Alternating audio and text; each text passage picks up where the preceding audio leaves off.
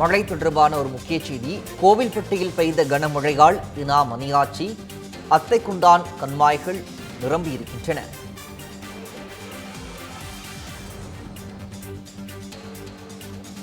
இளையரசு நெய்தல் சாலையில் வெள்ளம் பெருக்கெடுத்து ஓடுவதால் போக்குவரத்து பாதிக்கப்பட்டிருக்கிறது.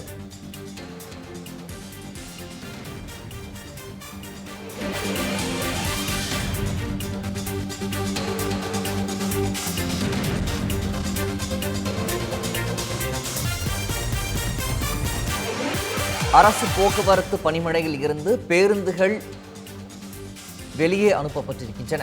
கோவில்பட்டியில் பெய்த கனமழையால் இனா மணியாச்சி, அத்தைக்குண்டான் கண்மாய்கள் முழுவதுமாக நிரம்பியிருக்கின்றன. இளையரசு நேந்தல் சாலையில் வெள்ளம் பெருக்கெடுத்து ஓடுவதால் போக்குவரத்து முழுமையாக பாதிக்கப்பட்டிருக்கிறது.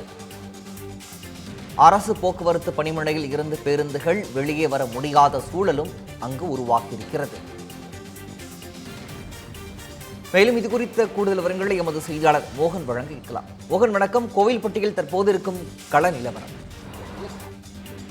தூத்துக்குடி மாவட்டத்திற்கு நேற்றும் இன்றும் ரெட் அலர்ட் விடுத்திருக்க சூழலில் தூத்துக்குடி மாவட்டத்திலேயே கோவில்பட்டி நகரில் 36 சென்டிமீட்டர் மழை பதிவாகியுள்ளது.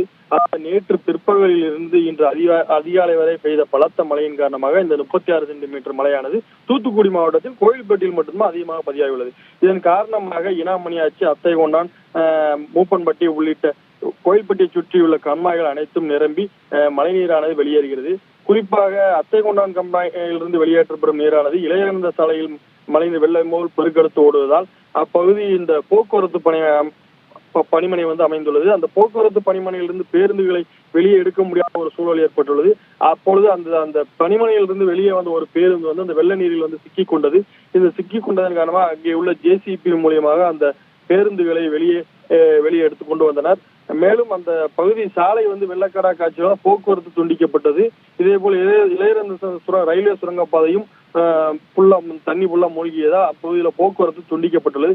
இதே போன்று பழனியாண்டவர் கோயில் தெரு, மகாலட்சுமி நகர், ஊரணி தெரு உள்ளிட்ட பகுதிகளில் மழை நீருடன் சேர்ந்து வீடுகளுக்குள் கழிவு நீர் புகுந்துள்ளதால் கோயில்பட்டி நகரமே இந்த வெள்ளக்கடா காட்சி அளிக்கிறது. விவரங்களை வழங்கியமைக்கு நன்றி மோகன்.